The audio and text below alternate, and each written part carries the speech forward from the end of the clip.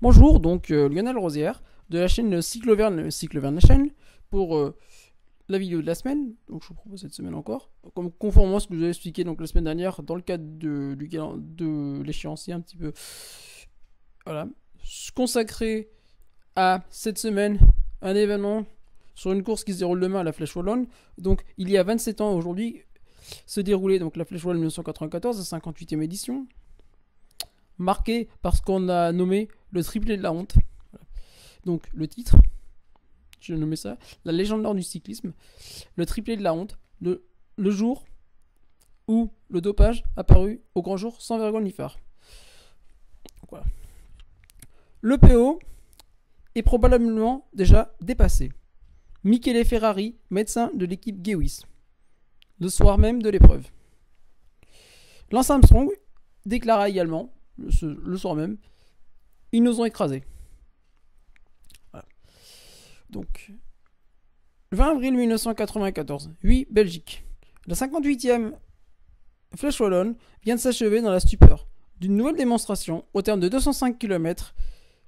La nouvelle équipe Gewis, celle-ci qui survole le début de saison à l'étonnement, oui et non, de tous. Certes, celle-ci possède un effectif en net progrès par rapport à la Messa Balan de 1993, bâti autour de Moreno Argentin, notamment par le recrutement de nombreux coureurs d'Ariostea qui viennent se scinder fin 93. Moreno Argentin est ici le personnage central de l'histoire. Moreno Argentin, à 32 ans et demi, je n'ai aucun problème de récupération. Grâce à lui, je peux rester encore au niveau 2 ou 3 ans de plus. Et cela n'a pas de prix. Daté du 25 mars 1993 à l'équipe. Mais, loin d'expliquer une domination si écrasante, l'équipe vient en effet de remporter 3 épreuves de renom au mois de mars. Via toujours le même coureur, Giorgio Furlan. Milan-San Remo, Tirreno Adriatico, le Critérium International. C'est-à-dire deux grandes courses de renom, notamment. Les Flandriennes sont un petit répit avant de ce qui doit être une domination pour l'équipe sur les Ardennaises, où elle est attendue. En effet, elle est en effet en partie déjà attendue, notamment via son leader Moreno Argentin. Sur les 3 épreuves qui composent donc les Ardennaises, seule, en conclusion de celle-ci, une seconde place de Bruno Chenguelta, battu par Johan Museeuw, constituera presque un contretemps après les dominations des 2 épreuves précédentes. L'équipe écrase donc la plus prestigieuse dès le début des Ardennaises, donc Liège-Bastogne-Liège, le 17, par le biais de l'ex-champion olympique de poursuite Yevgeny Berzin, 23 ans. Et surtout la Flèche Wallonne, où la course tourne à l'indécence quand l'équipe surprend tout le monde, et on le saura dès le jeudi suivant, dès le lendemain. Donc, pour prendre le contexte un peu donc, de sa preuve, la Flèche Wallonne a été conçue donc, en 1936 par André van Luiten, le directeur du journal des sports. C'est une épreuve qui est réputée souvent pour être une course de côte dans le mur de Huy, un mur d'1,2 km, avec un passage à 26% dans l'épingle, dans l'intérieur de l'épingle. Et il s'appelle en réalité le chemin des chapelles. Donc l'épreuve il passe 3 fois, dont la dernière qui est l'arrivée. Et en 1994, l'épreuve vient d'être achetée par la Société du Tour de France. Après Liège-Bastogne en 1990. Donc, ce qui constitue un bloc. Elle est un mix entre l'Amstel et Liège, c'est-à-dire par un tracé qui est ouvert. Donc, parmi les favoris, nous avons Lance Armstrong, Davide Rebellin, Claudio Capucci, Franco Ballerini, Davide Cassani, Gérard Ruet et côté belge, Eric Van Lancker notamment. Et Jim Van der Leer également, côté belge. On a dans ces coureurs. Donc, le départ de Liège, qui est donné pour 205 km, voilà, le matin. Donc, on a une échappée matinale de 10 coureurs qui prend les devants, qui va compter jusqu'à 6 minutes d'avance. Pourtant, aucun de ces hommes n'est dangereux. Mais la Gewis semble préparer un coup d'éclat ou pas. Assurant un train infernal à l'avant, à partir de l'arrivée sur le circuit final. Donc, l'échappée va diminuer, jusqu'à une avance inférieure à la minute au pied du second passage du mur de Huy. À un peu plus de 75 km de ligne d'arrivée. Donc, ici, se déroule la première partie de ce triplé. Voilà. L'avance est inférieure donc dans la minute. À l'avant, Bruno Chengalta se porte à l'avant, hausse le train dans la côte. L'expérimenté italien place une accélération progressive mais soudaine dans le mur de Huy. Franchi pour une seconde fois. Ici, seuls 3 coureurs vont emboîter le pas. Donc il s'agit de 3 coureurs de l'équipe Gewis. Ici, Berzin, Furlan et Moreno-Argentin. Voilà, au crépuscule de sa carrière pour un ultime coup d'éclat. Pour le renard vénitien. Ensuite, donc, les coureurs vont se détacher. Chengalta monte la côte à une allure infernale. Puis explose. Voilà, laissant ses 3 collègues partir. Donc ainsi, les derniers échappés ont été repris dans la montée, comme s'il s'agissait de vulgaires cyclos. Voilà. Les 3 coureurs se demandent ce qu'ils doivent faire. Nous sommes seuls, que ferons-nous ? Demande Furlan à Argentine. Dont c'était le plan dès le départ. Allons-y.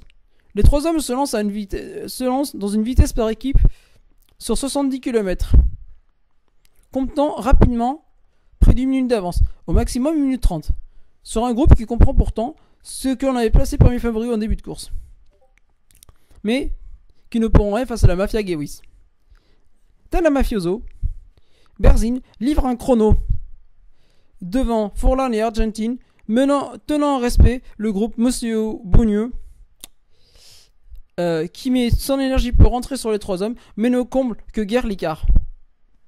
Rien ne semble faire perdre la Gewis, qui se présente au pied de l'ultime passage du mur de Huy, après avoir avalé les côtes, comme si celles-ci n'étaient que de simples dodanes. Berzin s'écarte, le travail accompli, et termine tranquille à environ 20 secondes de ses deux coéquipiers. Furlan emmène dans un fauteuil le parrain, Moreno, pour un doublé. Non, un triplé de l'équipe Gewis.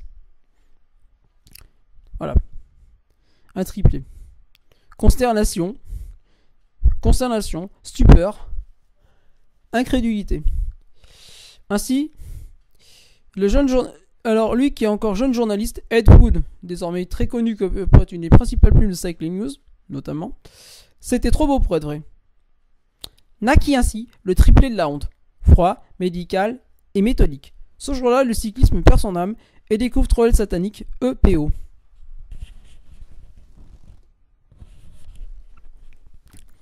En effet, le lendemain, non content d'avoir semé le doute, plus que le doute, sur le sport cycliste, le médecin de l'équipe avoue, sur le ton de la boutade, le recours au paradis artificiel de ses coureurs. L'hydre infernale est en marche. Celle-ci qui amènera tant de morts. Et à cette affaire qui fera dire à de nombreux tocards amateurs de Ligue 2 que nous sommes tous des dopés. Regardez chez vous, c'est bien pire. Hop, voilà. Mais nous, gamins crédules, nous ne saurons que plus tard que ce mal métastase de cyclisme depuis plus de 10 ans. D'abord aux Pays-Bas par un doping d'État chez Quantum, PDM, Buckler, Panasonic, Superconfex, TVM également, voilà, donc les équipes néerlandaises, qui plus est en plus au cas des Pays-Bas, avec un combat entre les deux équipes généralement, qui ne peut pas s'encadrer entre eux. Puis aux États-Unis, aux Jeux Olympiques de Los Angeles, puis chez les jeunes, où le soigneur écossais Angus Fraser charge sous la contrainte les cadets juniors de l'équipe nationale, notamment Gregory Stroke, qui développera une maladie d'auto-immune qui gâchera sa carrière, alors qu'il était pressenti pour être chez Banesto, qu'il était dans l'équipe de réserve de Banesto, que c'était un jeune qui était hyper prometteur, et le fera devenir médecin à la pointe de l'antidopage aux États-Unis. Le personnage central de l'histoire, maintenant. Michele Ferrari. Le PO n'est pas dangereux, et tout ce qui en matière de dopage n'est pas interdit, et par conséquent autorisé.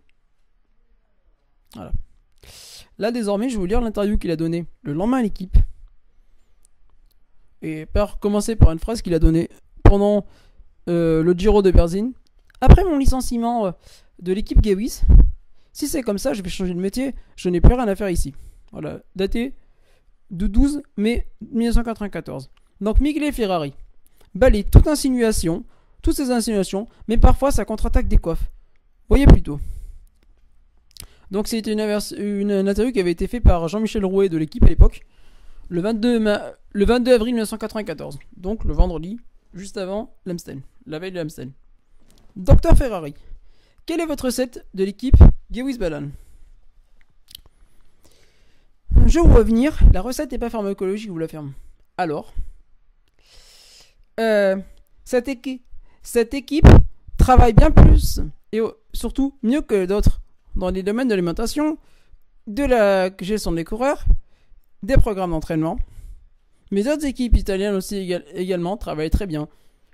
Les GBMG de Giancarlo Ferretti et la nouvelle Mapei.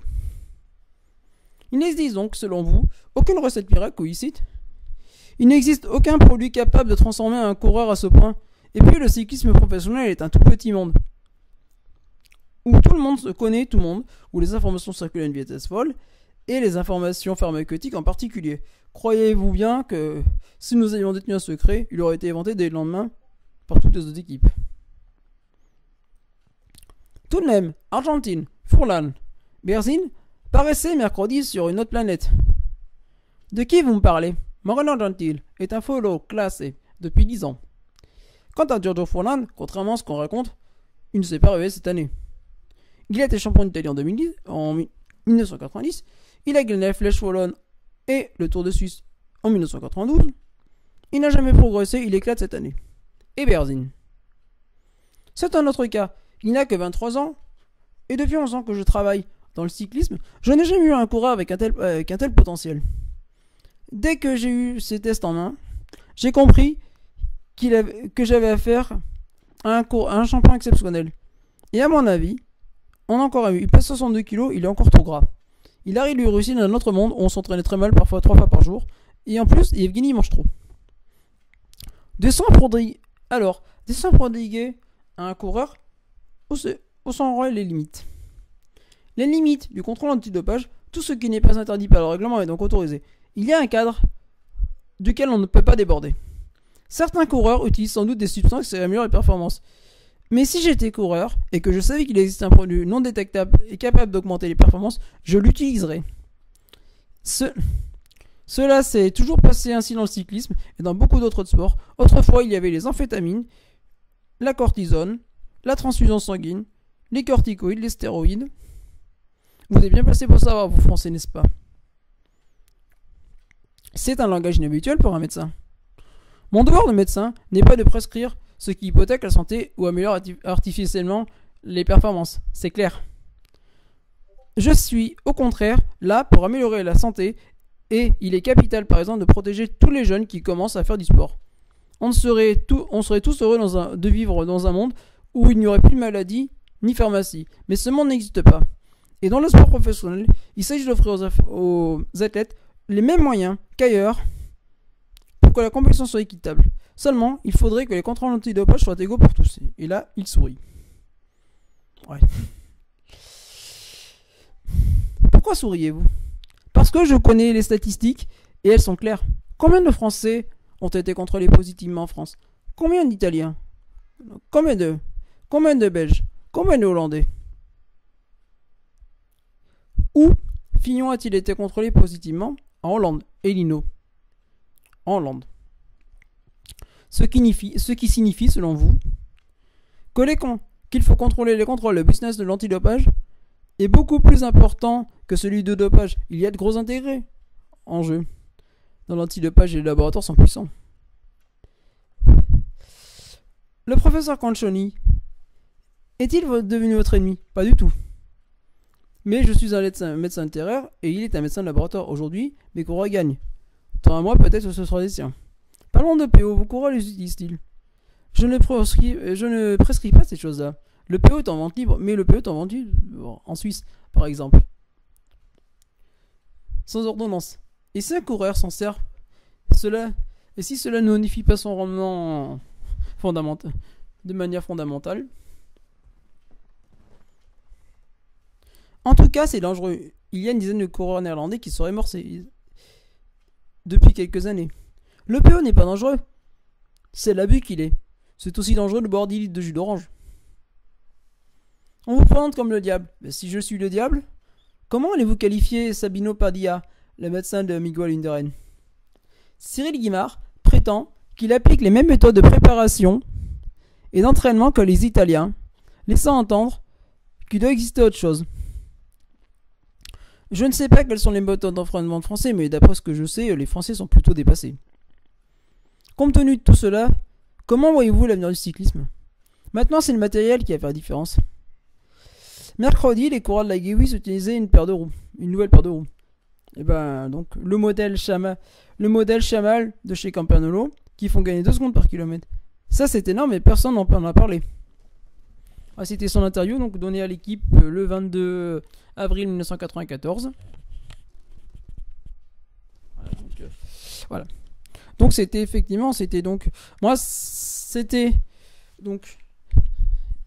une présentation plus ou moins assez rapide du triplé de la honte, ce que j'appelle le triplé de la honte. C'est pour moi, ça va constituer la première partie de toute une série sur l'équipe Gewis que je vais vous faire, je pense, d'ici les prochains mois, puisqu'effectivement, l'équipe Gewis, effectivement, ça a été une équipe quand même très controversée dans l'histoire du cyclisme, notamment ces premières années, puisque bon, peu à peu, ils sont rattrapés par leurs adversaires. Peu à peu, l'équipe, elle se vautre, peu à peu, pour atteindre un point, on va dire, en 1980, fin 96, où le sponsor se rend compte qu'il a été dupé. Le président de chez la Gewis se reprend en compte qu'il a été dupé par Dr Ferrari et décide de se retirer. Donc c'est l'équipe Batik qui reprend et ensuite l'équipe va fusionner avec plusieurs petites équipes, notamment Mobile et Vetad, pour arriver donc pour finalement disparaître au début des années 2000, plus ou moins. Voilà. Les principaux protagonistes de cette affaire et de l'année, Giorgio Furlan continuera, mais il gagnera un point maintenant et finira sa carrière sur victime de thrombose, notamment thrombose profonde due à l'utilisation de PO. Moreno Argentin se retire en fin d'année. Il sera inquiété quand même quelques années plus tard, quand même, puisqu'il a été condamné quand même plus tard un peu de prison avec sursis. Et enfin, Evgeny Berzin, on connaît la suite. Voilà. On connaît la suite chez Evgeny Berzin. Berzin, il va gagner un Giro. Oui.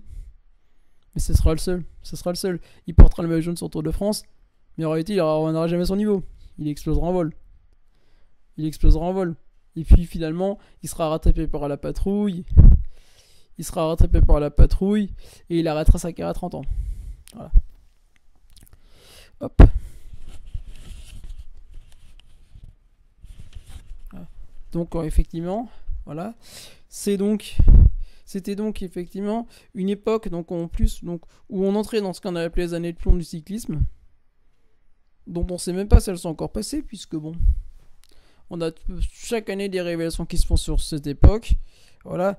Mais c'est les époques vraiment qui a détruit notre sport. Ça a détruit, mais ça a aussi obligé qu'on se bouge, voilà. On était un peu trop tombé dans un ton où les gens ne bougeaient pas trop bouger. Et là, ça a obligé qu'on se bouge. Donc voilà, donc pour le coup, on est passé d'un sport où on était un peu, voilà, on s'en fichait, à un élève modèle, puisque pour le cyclisme, ça fait quand même figure modèle, puisque nos autorités en cyclisme font quand même une chasse au dopage. Voilà. Donc voilà. C'était Lionel Rosière, donc pour la chaîne Cyclo GP, dans Cyclo Auvergne. D'ailleurs, je vous invite également, ceux qui sont aussi intéressés par le sport automobile, à aller voir Cyclo GP, ma seconde chaîne. Notamment, là, je développe un documentaire sur Daijiro Kato, ceux qui sont intéressés par la moto, qui va sortir d'ici peu. Voilà. Donc, pensez à vous abonner. C'est toujours intéressant d'avoir des abonnements. N'hésitez pas à faire des retours. Si ça vous intéresse d'autres sujets, pour me passer d'autres sujets. Voilà. Après, voilà. Ça dépendra du temps que j'ai aussi. Mais donc d'autres sujets. Ouais. Des pouces bleus. Des pouces bleus également. C'est sympa toujours d'avoir des pouces bleus. Voilà. Donc au revoir. Et bonne soirée à vous. Donc c'était Lionel Rosière de la chaîne Cyclo GP. Voilà. Hop. et à une prochaine.